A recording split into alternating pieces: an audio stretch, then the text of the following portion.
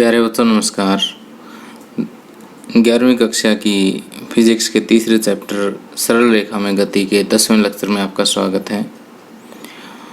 और प्यारे बच्चों, बिल्कुल छोटा सा लेक्चर है और इसमें मैं आपको दो न्यूमेरिकल्स करवाऊंगा और दोनों numericals he examination point of view से बहुत इम्पोर्टेंट है, इसलिए इनको ध्यान से समझें। अब यहाँ पहला जो न्यूमेरिकल है वो ये कहता है कि एक महिला अपने घर से प्रातः 9 बजे 2.5 किलोमीटर दूर अपने कार्यालय के लिए सीधी सड़क पर 5 किलोमीटर प्रति घंटा की चाल से चलती है। वहाँ वह सायं 5 बजे तक रहती है और 25 किलोमीटर प्रति घंटा की चाल से चल रही किसी ऑटो रिक्शा द्वारा अपने घर वापस लौट आती है। उपयुक्त पैमाना चुनिए तथा उसकी गति का xt ग्राफ खींचिए। तो पहले देखिए कि महिला को घर से ऑफिस जाने में तय दूरी कितनी है। 2.5 किलोमीटर है और जो वेग है इसका वो 5 किलोमीटर प्रति घंटा है। तो समय कितना लगा? तो समय बराबर होता है वेग दूरी बटे वेग, दूरी बटे वेग 2.5 बटे 5 यानी 1/2 घंटे लगे। कहने का अर्थ ये है कि अगर 9 बजे वो घर से चलती है तो आधा घंटा में वो ऑफिस पहुंच जाती है, यानी 9:30 पर वो ऑफिस पहुंच जाएगी। तो 9 बजे घर पे यानी अब देखिए कि xt ग्राफ खींचने के लिए हम क्या करेंगे कि जो x एक्स है उस पर हम समय ले लेते हैं और y एक्स पर हम दूरी ले लेते हैं। यहाँ पर दूरी 0 है, यहाँ पर दूरी 0.5, 1, 1.5, 2, 2.5, ये सारा किलोमीटर में है। ओके, तो यहाँ पर समय देखिए 1-1 घंटा मैंने बांट दिया है। 9 बजे, 10 बजे, 11, 12, 13 और 11, 12, 1, 2, 3, 4, 5, यहाँ तक 5 बज गए हैं। अब यहाँ 9:30 है और 2.5 किलोमीटर ऑफिस है, तो यहाँ से आप सीधा ग्राफ खींच सकते हैं क्योंकि एक समान चाल है ये। ठीक, अब उसके बाद 9:30 बजे से 5 बजे तक घर से उसकी दूरी कितनी रहती है महिला की? 2.5 किलोमीटर। तो 10 बजे 2.5 है, 11 बजे भी 2.5, 12 बजे भी ऑफिस में, 1 बजे भी ऑफिस में, तो सारे पॉइंट ग्राफ के यहीं आ जाएंगे। तो ग्राफ क्या आएगा? स्ट्रेट लाइन आएगा। अब ऑफिस से वापस घर के लिए दूरी तो वही है 2.5, लेकिन वेग बढ़ गया 25 किलोमीटर प्रति घंटा। अब जो समय लगा वो कितना लगा? समय फार्मूला तो वही रहेगा, दूरी बटे वेग 2.5 बटे 25 यानी 1/10 घंटे।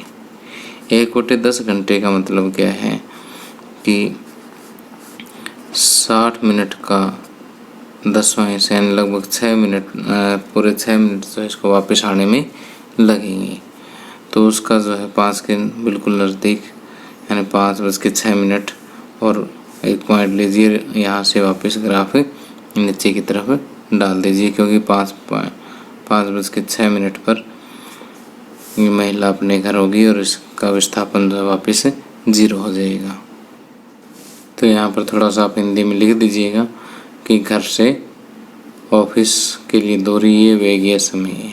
ठीक, फिर ऑफिस से घर तक के लिए ये और ग्राफ ड्रा कर दीजिए। काफ़ी इतना। अब आगे वाला एक इंटरेस्टिंग सा क्वेश्चन है। ये कहता है कि कोई शराबी किसी तंग गली में 5 कदम आगे बढ़ता है और 3 कदम पीछे आता है। उसके बाद फिर 5 कदम आगे बढ़ता है, 3 कदम पीछे आता है। इसी तरह से चलता रहता है। उसका हर कदम 1 मीटर लंबा है और 1 सेकंड का समय लगता है। उसकी गति का xt ग्राफ खींचिए। ग्राफ से किसी अन्य विधि से यह ज्ञात कीजिए कि वह जहाँ से चलना प्रारंभ करता है वहाँ से 13 मीटर दूर किसी गड्ढे में कितने समय पश्चात गिरता है। तो पहले तो ग्राफ हम बाद में ड्रा करेंगे, पहले इस बात का जवाब दे देते हैं कि वह व्यक्ति जो है क्या है। पहले पूरी पोजीशन, पहले स्थिति पूरी देखिए कि शराबी यहाँ से चलना शुरू करता है, पहले 5 कदम आगे गया और 1 कदम 1 मीटर का है और 1 सेकंड में रखता है, बड़ा समझदार शराबी है। और वापस फिर 3 कदम वापस आता है। ओके, तो कुल मिलाकर के उसने 5 + 3 8 कदम चले तो 8 सेकंड ही लगे। 8 सेकंड में इफेक्टिव दूरी कितनी तय की?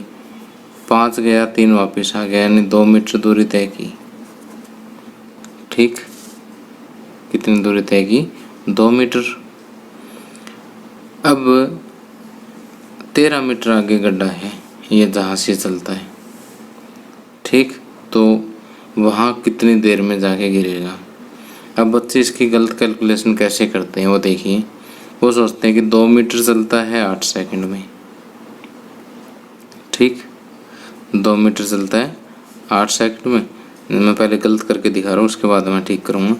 जैसे मोस्टली बच्चे करते हैं, 2 मीटर चला 8 सेकंड में, 1 मीटर चला 8/2 में, और 13 मीटर चले 1 गुणा में 13, 2 चौके 8, और वो 52 सेकंड और आंसर निकाल आते हैं, जो कि 100% गलत होता है।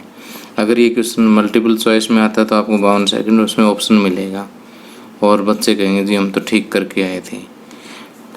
तो अब इसका ठीक सॉल्यूशन मैं बताता हूँ कि जैसे ये 13 मीटर की दूरी है, यहाँ से 0 से 13 में से लास्ट वाले 5 एक बार छोड़ लो, मैं बताऊँगा क्यों छोड़ी है। सिर्फ 8 मीटर के लिए ही इस टाइप की कैलकुलेशन करो कि 2 मीटर जाने में टाइम लगा 8 सेकंड, 1 मीटर जाने में लगेगा 8/2 सेकंड, और 8 मीटर जाने में लगेगा 8/2 गुणा में 8, 2 चौके 8, 8 चौके 32 सेकंड में। 32 सेकंड में शराबी यहाँ पहुँच जाएगा। और अगली 5 सेकंड में देखो क्या होगा, 1 2 3 4 और 5वें सेकंड में तो खड्डे में गिर ही जाएगा ही।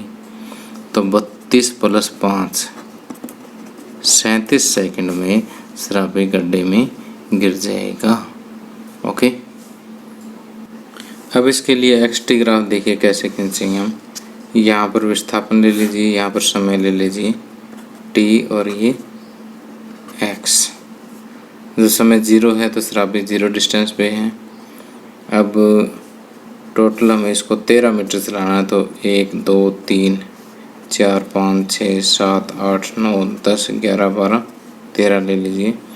और समय आपको लगा 37 सेकंड, तो यहाँ पर 5 10 15 20 25 30 35 40 ये ले लीजिए। ठीक, यहाँ पर 1 2 3 4 5 6 7 8 9 10 11 12 और 13। तो पहले 5 सेकंड में 5 सेकंड पे 5 पे।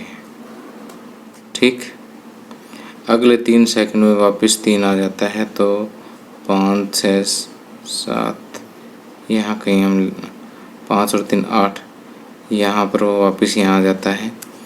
ठीक, अगले 5 में 8 और 5 13 सेकंड यहाँ कहीं होती है, तो 3 और 5 8 पे पहुँच जाएगा ही। ठीक, इस तरह से इसका ग्राफ आप ड्रा कर सकते हैं। ओके, बाकी लास्ट में 13 तक ग्राफ पहुँच जाएगा। और ये फाइनल ग्राफ जैसे आपको स्क्रीन पे दिखाया जा रहा है कुछ इस तरह का होगा। तो प्यारे बच्चों, इसी के साथ ही लेक्चर समाप्त होता है। अगले लेक्चर में हमारे पास कुछ इक्वेशन ऑफ मोशन है, गति के कुछ समीकरण हैं, उनको हम प्रूव करेंगे। फिर उसके बाद हम उन्हीं समीकरणों पर आधारित कुछ संख्यात्मक प्रश्नों को हल करेंगे।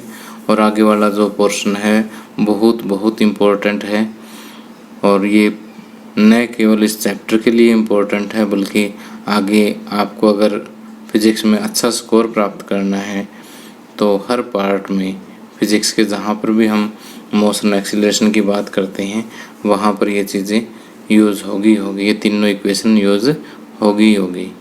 इसलिए इसको ध्यान से समझना आपने। तो आज मुझे दीजिए आज्ञा, अगला लेक्चर आपके पास बहुत जल्दी आएगा। Thank you, have a nice day.